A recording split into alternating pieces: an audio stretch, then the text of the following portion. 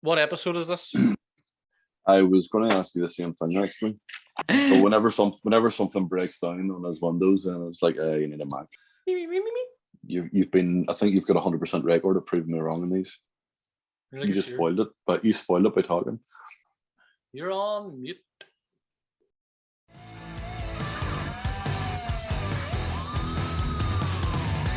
Discover music and I.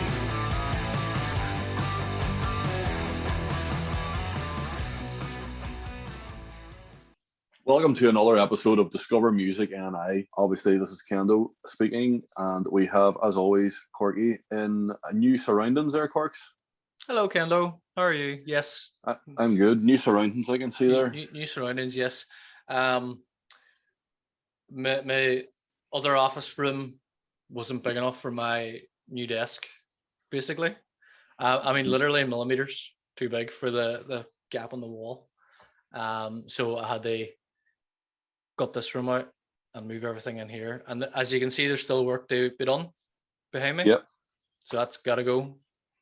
So bunk beds in, and then you've got space for lots of activities. Something like that. Loads of Happy activities. days. On tonight's episode, we're going to have some music from Rews, Jealous of the Birds, featuring our guest tonight are going to be Wynona Bleach. So we're looking forward to hearing some tunes from them. Yes, we do, Ken. There's some great music coming up. Very much looking forward to speaking with our special guest, Wynona Bleach, as well.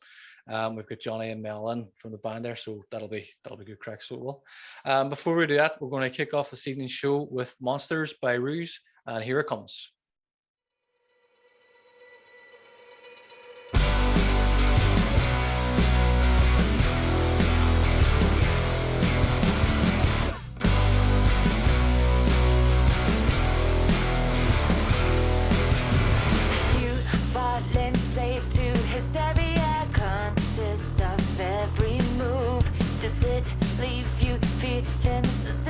You're hanging out just like a noose. You beg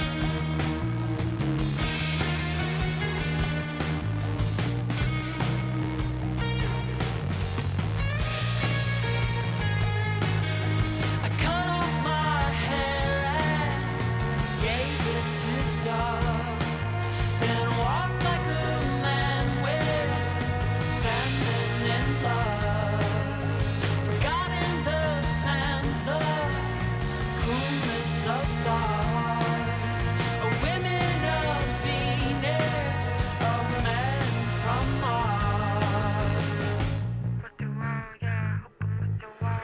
Half of what I give depends on what I'm given. When I drink coffee in the shade, sometimes I get the feeling that I am watched by all the signs that I have yet to be. Spark together like the leaves from cap trees.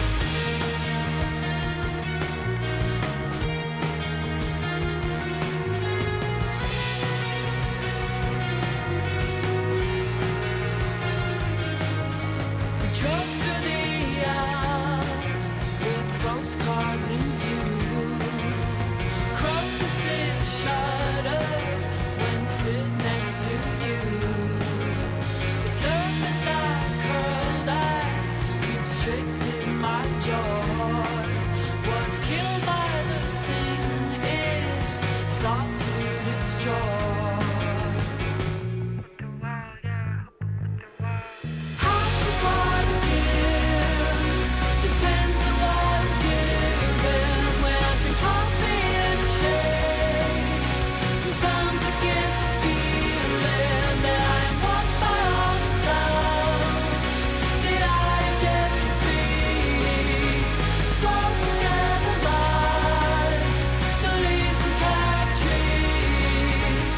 Half of what I give depends on what I'm given. When I drink coffee in the shade, sometimes I get the feeling that I am watched by all the signs that I have yet to be. Swung together like the leaves from cap trees.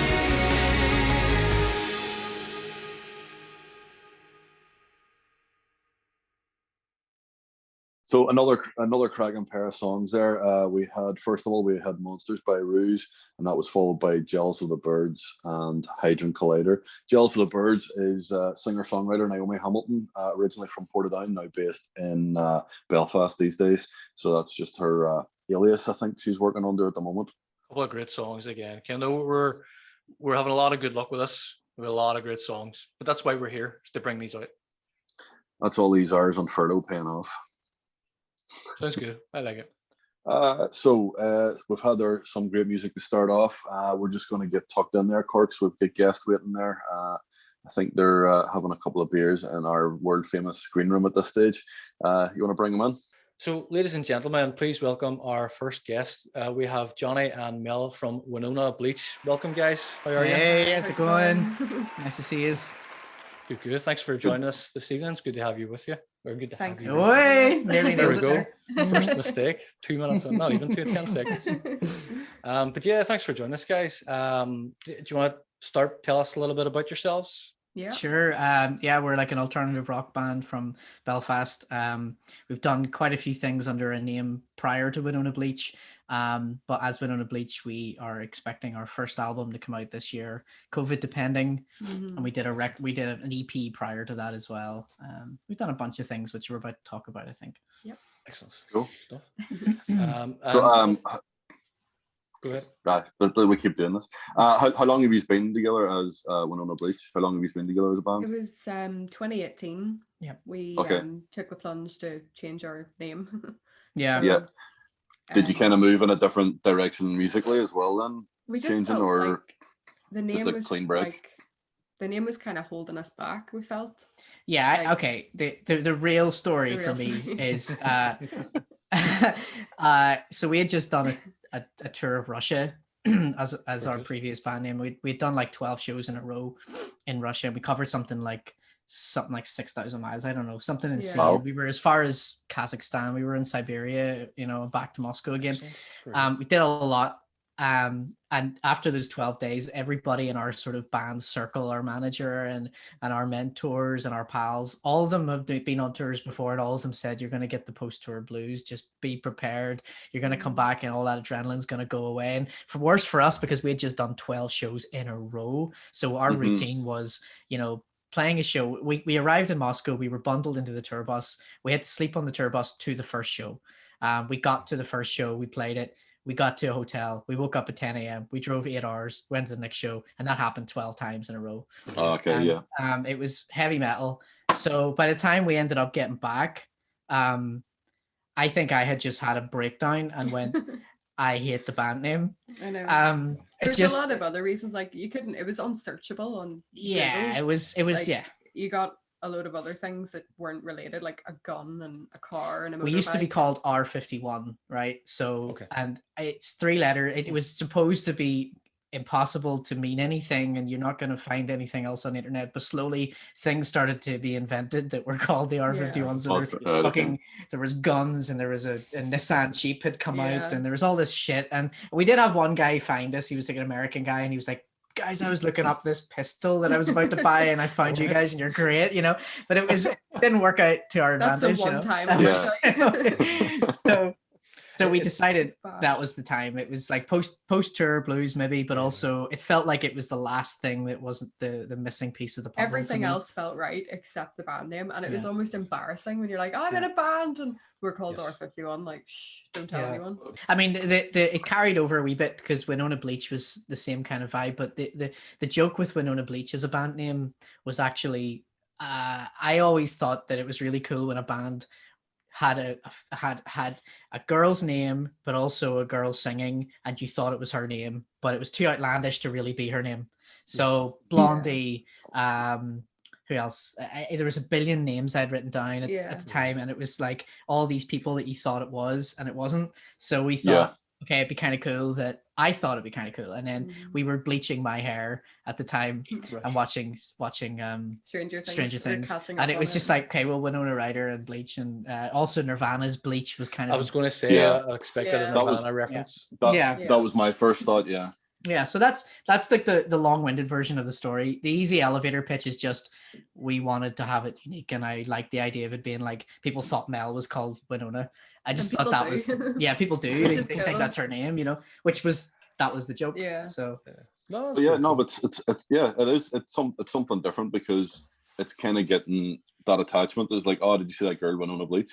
mhm. Yeah. You know, Yeah, you yeah. kind of, and it kind of gets you a bit of a sticking point then, which is a good thing too. Yeah, it felt like it Definitely. made sense to me, and it made sense to the direction I was writing songs, and the band were all writing songs together. But it was like this one phrase seemed to work for the kind of style we were Yeah. at that point. So it just stuck, you know. That's well, as you say, a positive. Mhm. So at this juncture, then we'll play one of your songs. You want to introduce it there for us, then? It feels like we had recorded this almost immediately upon coming back from Russia, Yeah. and then we It just decided, fell out of us.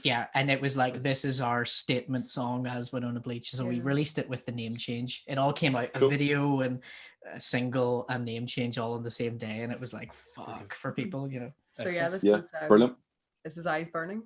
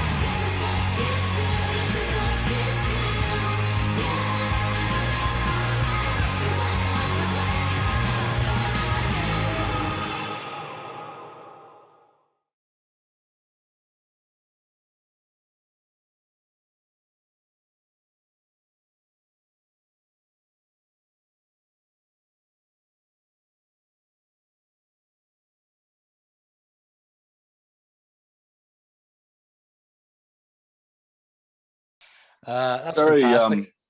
Thank you. very strong female vocals. Obviously, I was scribbling there because I just had things in my head I had to write down just to say to you. It's like it would remind me like do you know like I know she's more known as a pop singer, but Belinda Carlisle and the Go-Go's. Mhm. You know, Cool. that kind of Yeah. that kind of a vocal, like really good. Yeah, just Um, the big, powerful power popness of it. Yeah, big time. Can I ask? We're just going to lead into influences because I think I said this to you, Courtney, because I'd listened to some of your stuff already. But are you influenced by the Smashing Pumpkins by Oh, any yes. chance? I think so. Yeah, I can we hear that in are. your music. Yeah, yeah. It That was just literally it was the one of first thing he said to me.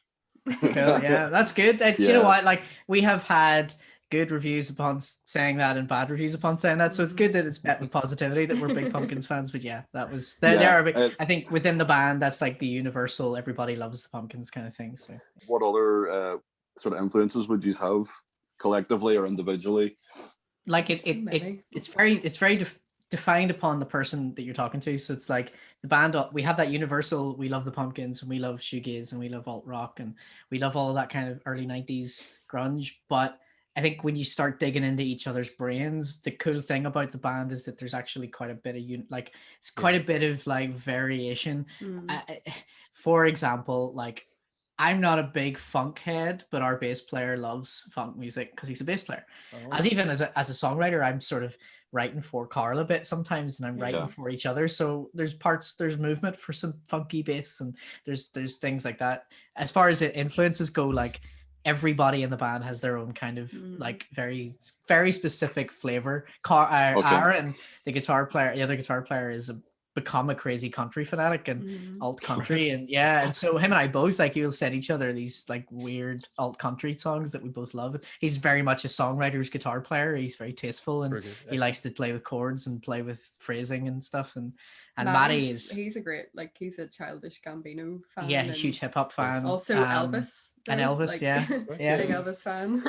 But also at the same time, again, a massive Pumpkins head. He's Yeah. probably the closest to the Pumpkins like major fan base than I, like, to me. Yeah, more we're so both than you are. in that same world. Because who doesn't love Jimmy Chamberlain on drums, like, especially if you're a drummer. So, you know, it's like he's an immense drummer. Yeah, I mean, one of the all-time greatest drummers. Like, he's up there with, like, so for me, it's Buddy Rich and yeah, those absolutely classic drummers like that. Matty has sent me the Buddy Rich clips straight after a Jimmy Chamberlain clip. They're both even from the same cloth. They're both jazz heads. Like, I'll let Mel talk about her influences because I'm not going to spill the air. I will be here all night. I guess, like, my main influence, I suppose, is Placebo. They're always been my favorite band. So yes, and a little bit of Peter Gabriel as well. Pretty good. So Cool. Like we both bonded on that. Yeah. Those are quite two very different types of influences. Yeah. I guess that's what my dad shoved down my neck when I was a kid.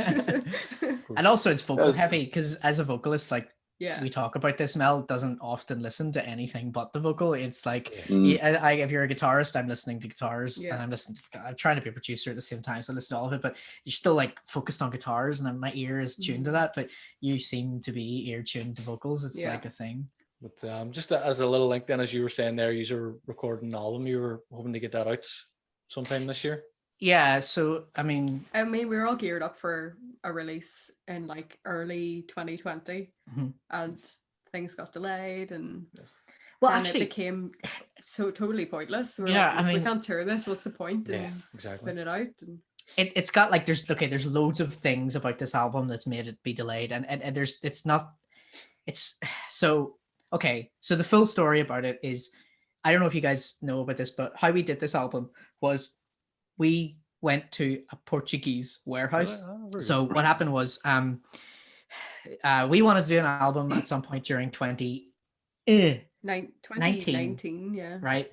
And we were like, we're gonna do this album, but I had this idea that, okay, Dave, who I talked about earlier, owns a holiday home, a little villa in Portugal. And one of the first ideas was that we took the band there for a writing retreat or whatever. We went and so I'd asked Dave, look, do you think you could find out if the neighbors would give a shit? Because it's quite rural, but we were going to set up and make noise in this big, it's not big villa, but it's got like space in the living room and stuff. It's a house. So I said, look, do you think we can do this? And he went, yeah. Well, look, I'm going on holiday in whatever So I'll ask the neighbors or whatever. Yeah. So he went, one of the neighbors who sort of helped him build the house became his friend anyway. And he talked to him, and his neighbor said, look, you don't need to do it in the house. You could just have my factory. It's empty. Nobody's using it. Dave said to, and this guy who's his friend who lives over there, Geronimo Batista, Geronimo said, yeah, absolutely. Just use sorry, but what a brilliant name that is. It's fucking amazing. I know. So he's an amazing guy. Yeah, he is. He's no taller than me. I'm 5'1", so he's like 5'1", smokes 50 Marlboro Red a day, sounds like he smokes 50 Marlboro Red a day, is crazy. He's invented things and all, he's mad. But anyway, he has this Airbnb property thing and all with a pool, and next to that is this factory. And so he said, look, just use the factory, I don't care. And then I said to Dave, look, do you think the people who live near the factory will give a fuck? So Geronimo said, nobody will say a word as long as I have cleared it with them. I will tell them that noise is happening and they will be okay with it. But he's like friends with the mayor and stuff. He's friends with the mayor. So we go told the mayor it was happening. It was okay. Well, we didn't know the mayor was involved until we went, me and Mel. So what happened was this idea happened. Dave came back from his holidays and said, yeah, Geronimo said you can use this factory. So we were like, oh, okay, that sounds cool. All right, go over and make sure that's not shit. Well, the going over part, what happened was, I didn't really think it would ever happen, because how the fuck are you going to bring a whole studio to Portugal? How is that going to even happen? Somebody's going to be... So I said, we have a guy called Michael Hanvey, who is our front of house mix engineer. He comes to all our gigs. He just does our mixes, and he's our sound guy. And Michael is a very sound guy. He is also a sound guy. And he has his own company with his own van, and he hires PA, and he's a man who does that stuff for a living, right? And I said this idea to him, and he went, when am I driving? I'm doing this. And I went, Michael, when do we leave? Yeah, Michael, look, it's a whole thing and all. So he looked up and all, and looked up the routes, and turns out this ferry had opened from Cork to Spain. Perfect. So he was like, I can go to Cork, I can go over to Spain, I can just drive down, blah, blah, blah. So long story short, Michael didn't shut the fuck up for about a year or 6 months or whatever. When are we doing this? When are we going? So then I said, okay, all right, fuck this. All right, we're going to do it. So me and Mel and Michael and Dave flew to Portugal in March 18, just after we'd released that song you just played. Mm-hmm. And we went over there to have a look at the factory, because I was like, I need to see this place. Like, if I'm going to record an album here, we go to this factory, and I'm like, fuck, this could be okay. Yeah. It's a big tin shed, but it could work. So come up with all these plans, and we apply for some funding, and we don't get half the funding we try to get, but we do get some we got help from Musicians Union. Help Musicians, and Arts Council helped us. And we decided that, okay, well, if we're doing this right, we're going to have somebody else produce it. So Aaron and everybody had their suggestions, and we all tried to find the right people, but the person whose name kind of was fully agreed upon was a guy called Bill Ryder Jones, who was in the choral. So it's long story short, we figured out a way to triangulate his schedule with our schedule with Michael's van. And we loaded up his van with an entire rig, 40-channel AMEC console that used to be the analog desk in the Olympia Theatre that we got hold of. Wow. We begged and borrowed every mic on the planet, every fucking thing you can think of. And Michael drove with an overloaded van all the way down to Cork, on a ferry, into Spain, on a boat for 2 days, actually, I think, and then into Spain. And then by the time he'd arrived in Spain at 8 a.m., he had lunch with us in Portugal. We flew out, me and Aaron and Ethan flew out a little earlier. Ethan's our backline tech. He does all our guitars and stuff. We flew out a little early, and we set up sound baffles made of used insulation and plastic bags, and stapled them to walls. A couple of mattresses shite everywhere. We cleaned the whole factory up, and the van arrived, and we loaded it up, and we set up a control room in the old canteen. We had microphones set up to go to chicken coops and paint sheds, and the main the main performance room was the old showroom that he had for the pool tables, tile floor, wood walls. It was a nightmare acoustically, but it was great fun. We were there, and we were just like, so we played live in that room, got used to it, and then Bill arrived and worked there for about 2 weeks with us, and then we had another 2 weeks on our own. Very good. So it was good going, and then we finished the record in 10 days, and it's taken 2 years to get it out because of COVID. Because of everything else. But at least you've got a good story to go with it. Yeah, and it isn't really the end of it. So like the record, I'm sorry, we're talking about going off on Billy Connolly style tangents, but this actually is all connected. So how long have you got? Yeah, all night. We're here all night. The next problem with the record was, how are we going to mix it? And I'd said I am not mixing it, and Bill had mixed things on the fly, but it wasn't mixed. It was tracked, and vocals were done, and everything was done, and blah blah blah. And we decided, like, how are we going to mix this? And our manager said, look, I'm working this events thing, and we had played a show a week before it, and she said, look, one of you should stay and come to this. You never know who you might meet. Yes. So I said, she said to me, look, just do it. And I said, okay, fuck it. So everybody went home, and I organized it in such a way that I just slept on her sofa for a week in London. So I lived in West London for a full week on no money, on her sofa, with like her family life living around me. So I was like, leaving the house just to fucking give her space. And the night of the awards ceremony happened, and I dressed up like I was somebody and went to this thing in Park Lane, and the Marriott Hotel in Park Lane. It was like fucking upper fancy. It was unbelievable. It was sponsored by this whiskey brand called, I think it's 1880. Is that a whiskey brand? It was free drinks at the pre-drinks. So I was allowed to be at the pre-drinks, and I was allowed to be at the the after drinks, but I wasn't allowed to be in the dinner part, which is the actual awards ceremony. And it was fucking proper. I got to look in, and it was like it was mega. I'm pretty sure. Well, I know that Fontaine's were there because their producer got an award and they were presenting it to him. But also, I'm almost certain that the likes of Alan Moulder, Andrew Sheps, all these massive producers were there just hanging out.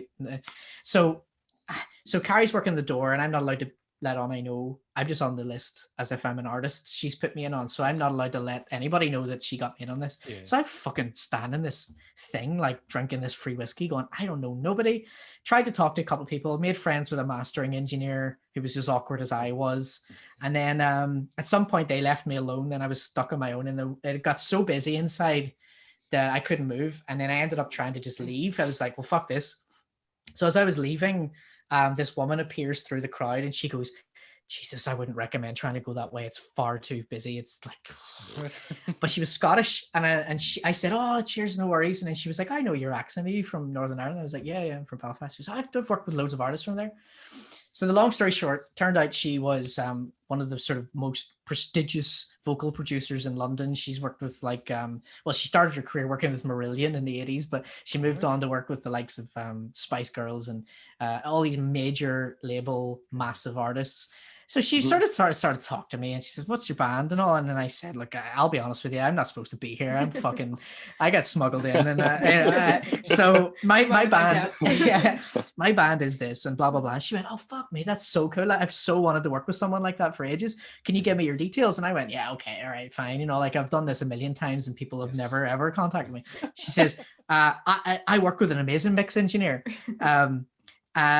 So I said, great, okay, no worries. So I give her, and I said, look, no harm to you, Avril, but I can't afford any fee that this person wants. She said, okay, look, cool, let me give you a shout.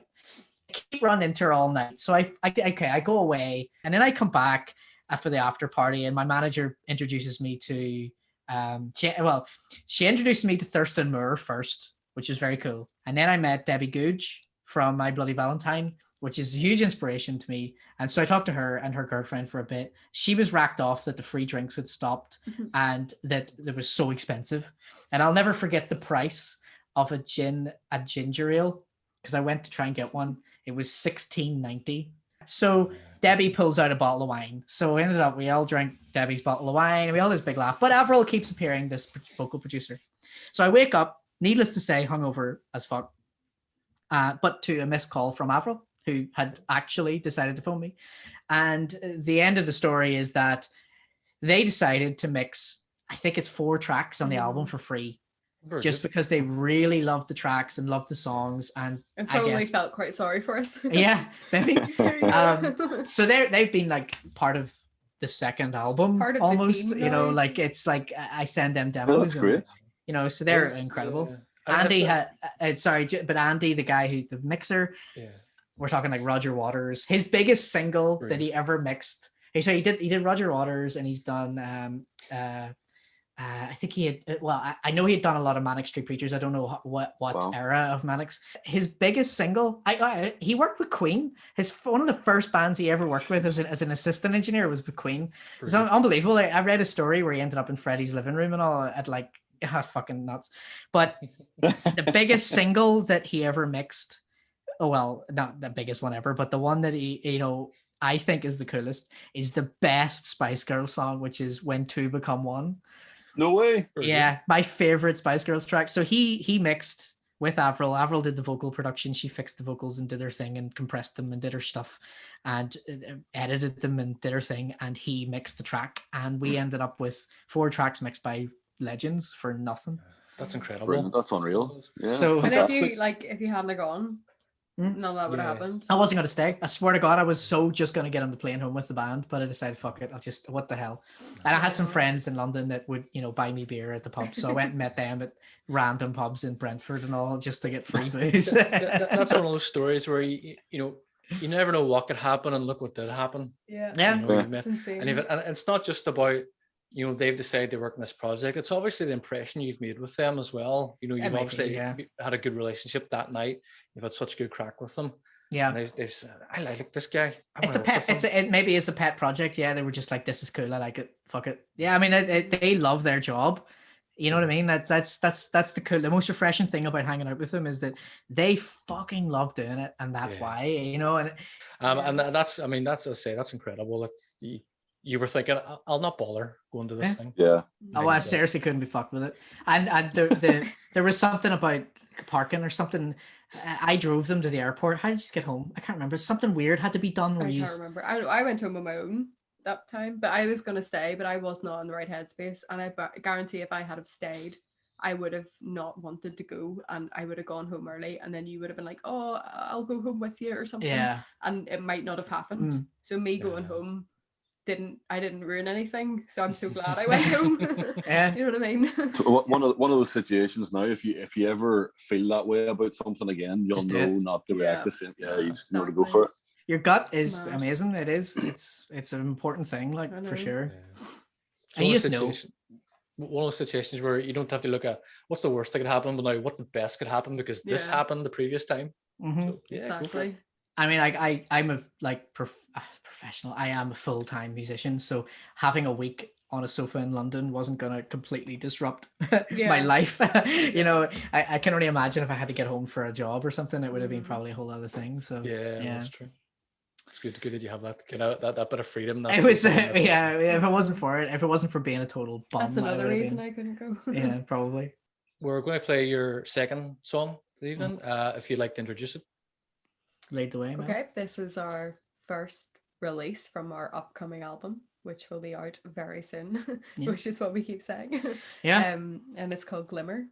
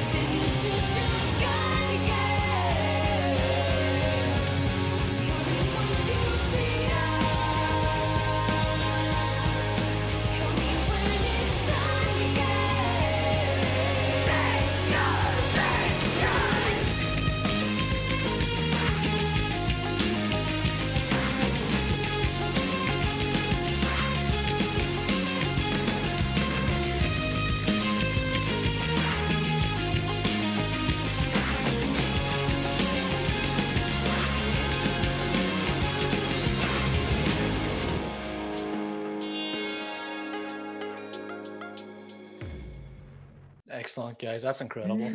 So it is. Thank you. Yeah, another fantastic song there. I'd be videos make a big impression. It's the first time I've seen the video. I was listening to some of the tracks earlier. I do remember the track, but videos make a massive impression on me. I really enjoyed it. The energy of the song and the video really Thank you. went well together there as well. So it did. Fantastic. Yeah. Absolutely brilliant. That was done in the first taste of lockdown easing that happened last year. Yeah. It was like scrambling to make something, so we went to a forest next to Dave's house in Ballyhinch. We ran power from his kitchen and borrowed lights and tried to do something ourselves. We were all kind of like having a good time and then being like, oh, we can't hug still, we're not allowed to. It's Stay really away. weird. I know, it's awful. All you want to do is grab each other and hug each other, but So moving on, we'll go on about good, bad gigs or ones that you've been to that haven't been good or performed maybe in the early days. But yeah, the good and bad, either as I say, played or attended. See, there's like a worst one for us, but the worst one, it's like name dropping people. I don't know if it should be. Well, we don't have to name drop anybody. That's the thing. No, that's true. We can Okay, just talk about we it. can talk about these fictional people that were really they should have caused it to be shit. Yeah.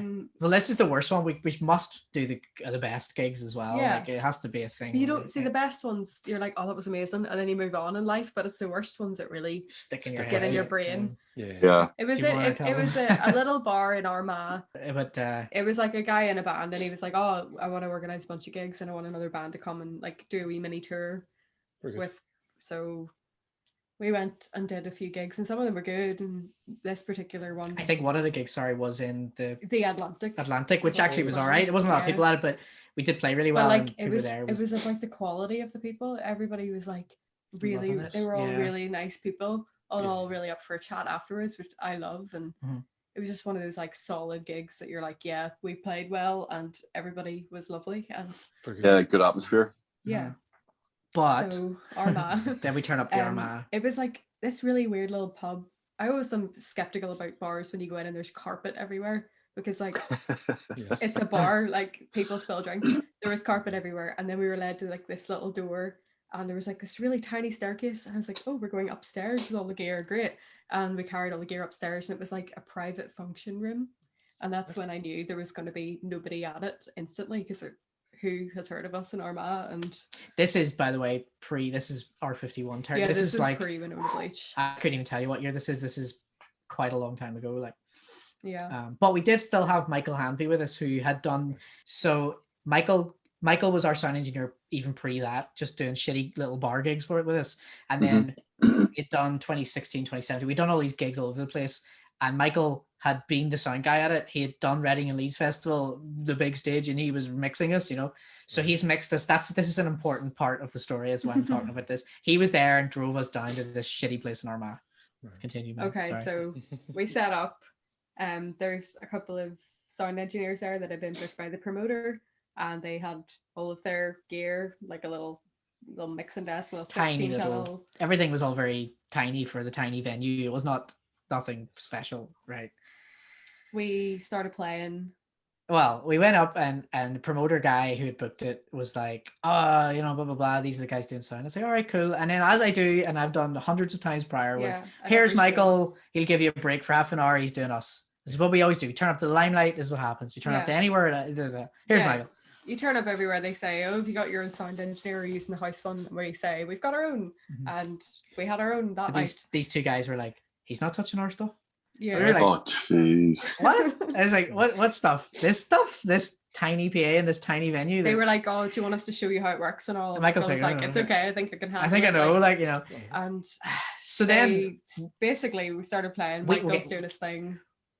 We are by our nature quite a loud band. That is just if we're Pumpkins fans and we're all, it's what you're getting, right? It's like so we turn up and we're playing one of our good. Like we play good for the first song or whatever. We were playing one of our actually more quiet songs as well. Yeah. And I looked down the back and there was the sound guys standing with their fingers in their ears. Pissed off. But that was bad enough. It upset Mel. It upset everybody on stage. I was like, I can't look at that. Like there wasn't even very many people there, and There's other we're basically bands. playing to the other bands. And these guys standing with their fingers in their ears, shaking their heads, and I was like, "Oh my god, what the hell is the problem?" Yeah, Like, so that's bad.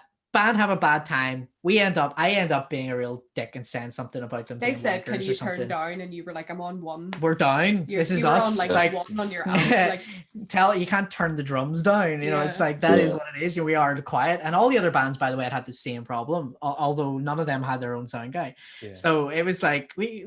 But of course, Michael was being Michael. So the first song, we are going for the jugular, and we're great. And then obviously it all goes bad after that for them. So we get complained about by the two old people downstairs having their shandy, and it ends up being cut short. And we end up just going, fuck this, right? Cheers, thank you. We take our stuff, we leave. We don't really care, because what the fuck? I think it was the last gig. It was the last show. Mini tour, it didn't matter. It was like, whatever. So we got home, but the worst part was the next day, these sound guys had sent us a Facebook message going, "You owe us money." And we were like, "What for?" The hire of their equipment. Yeah, because your sound guy technically hired our equipment. We're like, Oh, what the fuck are you talking about? We have done assholes. millions of shows and played millions of shit empty venues with our sound guy, and never this is what the fuck you. And I remember I was so livid. I was like, what the fuck?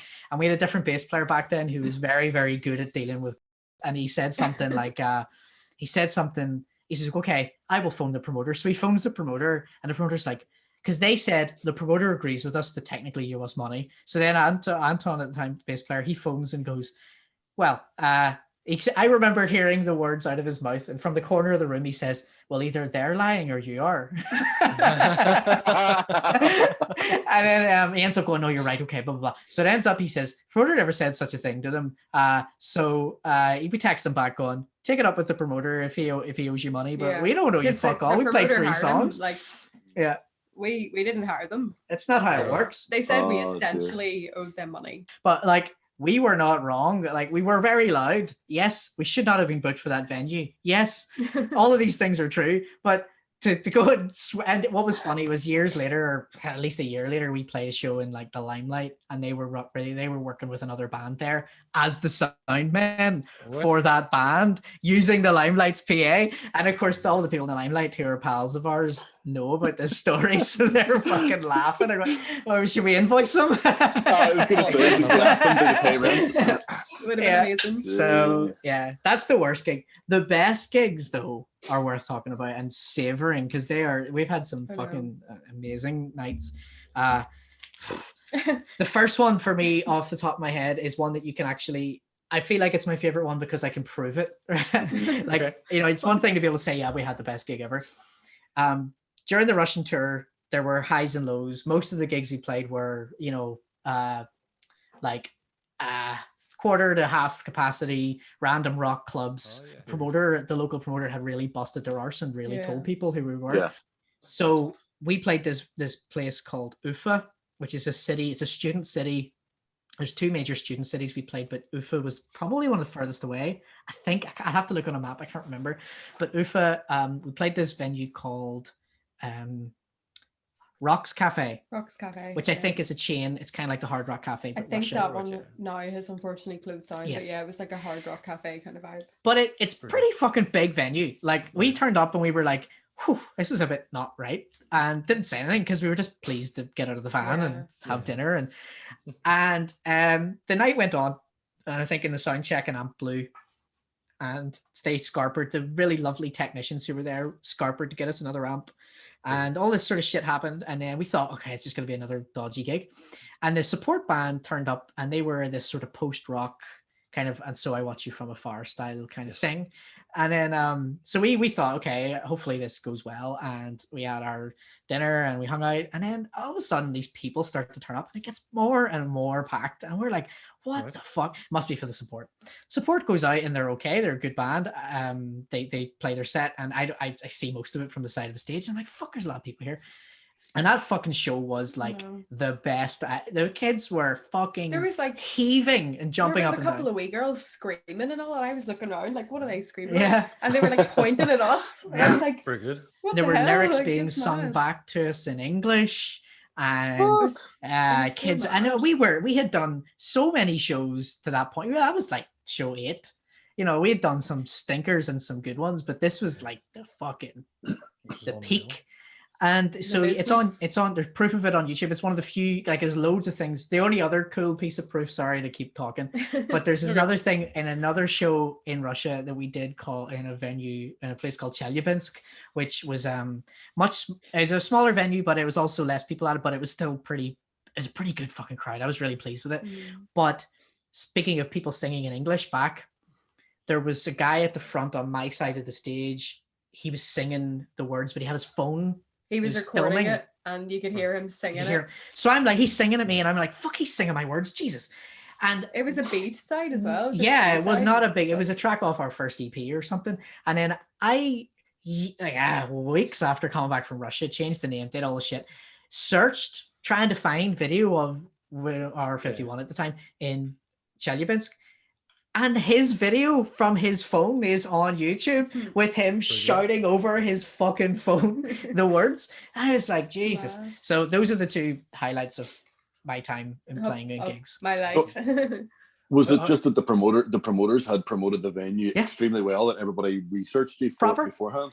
Yeah. That's unreal. That's brilliant. In Russia, they have Spotify, but they don't really have it. Spotify is kind of like, you pay for it for good quality, for guaranteed what you search for is there. But in Russia, they have a thing they use called vk.com, which is their Facebook equivalent, but it's the Wild West. Anything goes on VK. There's no restrictions. You can upload whatever you want. So our promoter at the time, our booking agent, when he booked us, said, look, man, you know, don't expect to see a change in your streams or whatever, but we're setting up a page on VK for you and we're going to upload everything. Brilliant. You're okay with that? I was like, that's fine if it helps people come to shows. Yeah. So all the people who had heard them had listened to us on vk.com. So actually, I looked it up when I got there. I made a VK account and all and acted like I was some random Russian. And right enough, there's comments and you can translate them. And you can see people liking the songs and whatnot. So local promoters in those places anyway, obviously had a good reputation, but also were just proper. They were just proper promoters. 100%.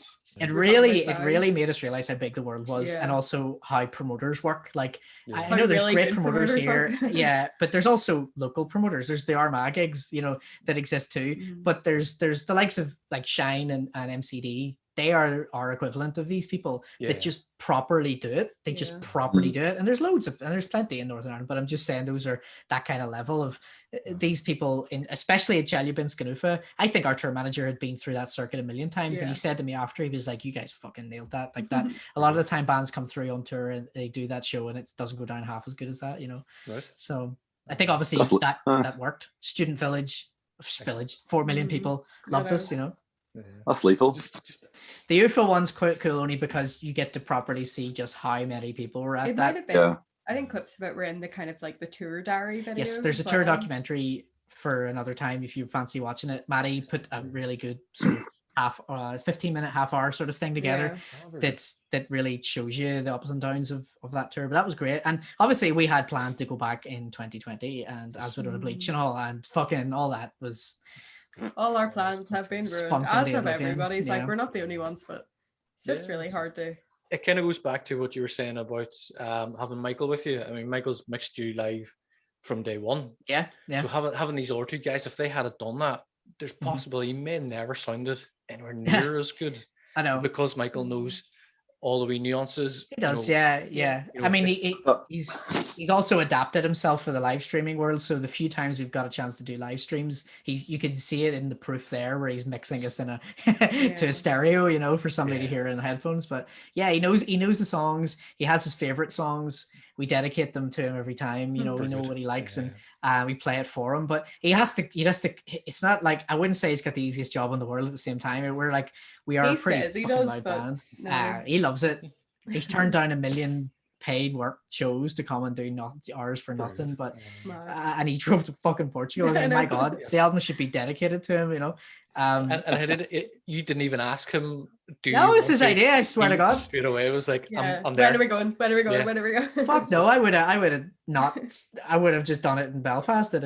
We have a rehearsal room that we did our EPs in. I probably would have just resigned myself to do it there. But then there's no story. There's no story. That was back to Lyndon Stevens thing. You mentioned Lyndon. I was leaving the OES Centre with this idea in my mind. And Lyndon Stevens, rest in peace, he was standing outside getting on his bike, says to me, "Oh, how's it going?" And anytime I talked with him, it was like this podcast is going, it goes on, forever, and I am talking shit for ages with him. And I said to him, like, I had this idea, I was going to send a band to Portugal and try to do it. He's like, "You can't sell a record without a story, fucking do it." And then That's I was great like, advice. yeah, and I was like, okay, cool. So we had this, we like you said about documentaries, we've got a documentary in the works from the thing as well. But again, it makes no sense to put it all out so we know when the fucking record's out. So it's honestly, this album took, like I said, 10 days it was recorded fundamentally in 10 days. It was maybe done in a month. It was mixed by the two greats in 5 minutes, their songs. Yeah. The rest of the songs that we mixed ourselves was between me and my friend John, mixed it together. And that took a couple of months over the lockdown. But realistically, the album was done this time last year and a bit. Maybe, it took probably less than 6 months to make the whole record. Excellent. And it's now been sitting, and I can't even listen to it because it's like, we're already making demos for the second album and the first one's not out yet. I think that brings us kind of to a natural finish. So thank you very much for coming on board with us. We very much appreciate it. Like any of the guys we're having on, like we have been overwhelmed with the people like yourself coming back to us and being very positive about it and wanting to be involved. So yeah, thank you so much.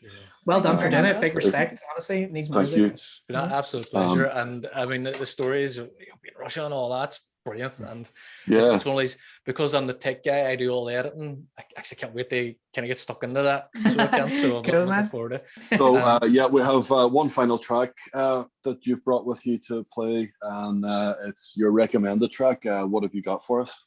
Prior to this, Susie's music was a band. It was like indie like songwriter stuff. It was very good, and it was pretty tight. And at live they were always really like sharp, and everything was really like pumping. And then just prior, I think it was obviously prior lockdown, it was she had decided, let's do this electronic based kind of vibe, and wanted me to produce it. So we did some drum machiney sort of synth pop stuff, and it's come out, there's still guitars on it.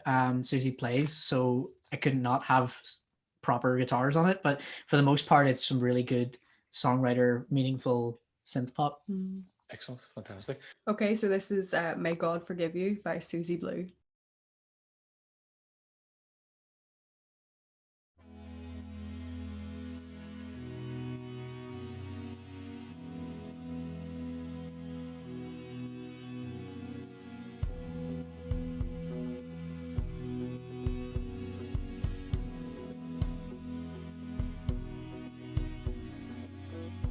Working hard to read my mind, but there's no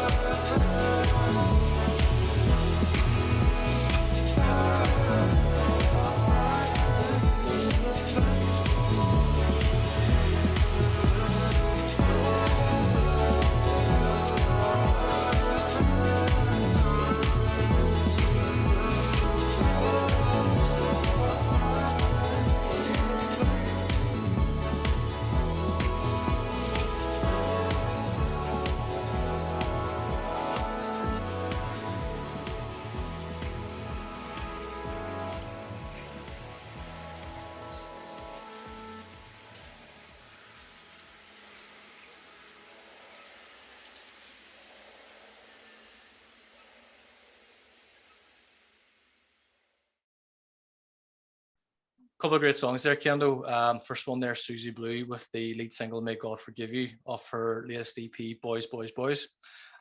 Quickly followed there by Arvo Party. That song is called Heimta. I'm really digging that song. I'm really enjoying that song, and for it to be, it's a very dancey track, you know, and quite different to a lot of the music we're playing. You really got to respect what they're doing. Fantastic track, great song. Thanks, Corky. That's another great show wrapped up. Plenty of great music this week. Next time we're going to be hearing some music from Sugarwolf, Mobwife, and special guest Darren Doherty. You can get all the links below in the bio, and we will be posting those afterwards. Excellent, good stuff, Kendall. Looking forward to that. We're going to play out with our final track. This is Farewell, and this is by Hunkpapa.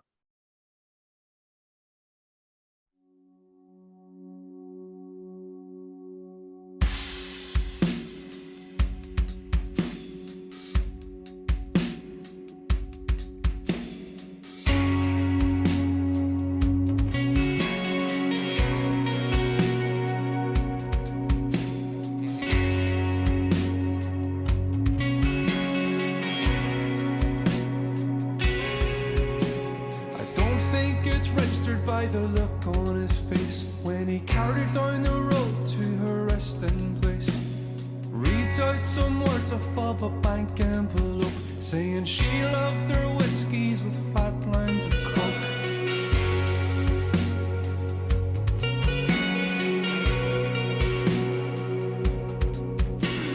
There is a rage and it sticks to your side, twisting and turning, wakes up through the night. There's no one to blame, but guilt will make a call.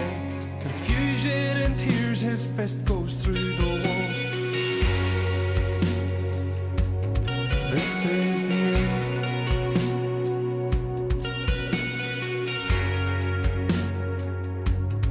This is the end.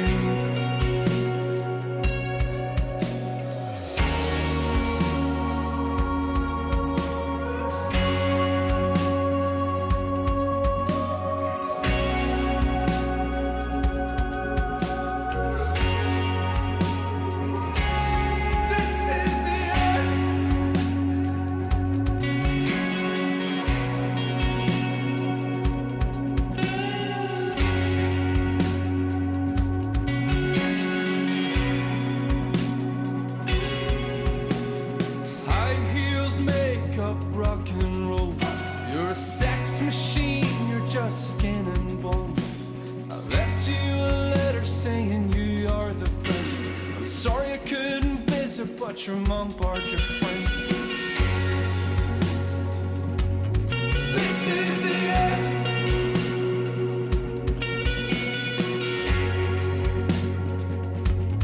This is the end.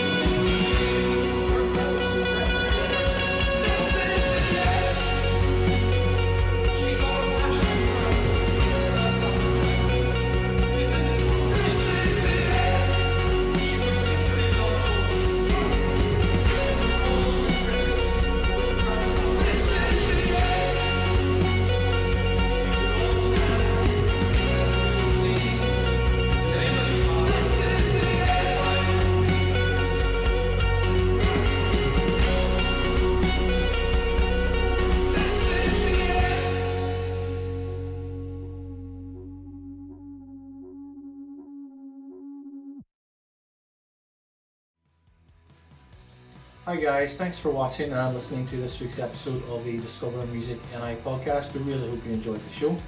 You can follow us on all your favourite social media platforms. Don't forget to like and subscribe and ring that bell and you'll be kept up to date with our latest episodes. Thanks so much guys, take care.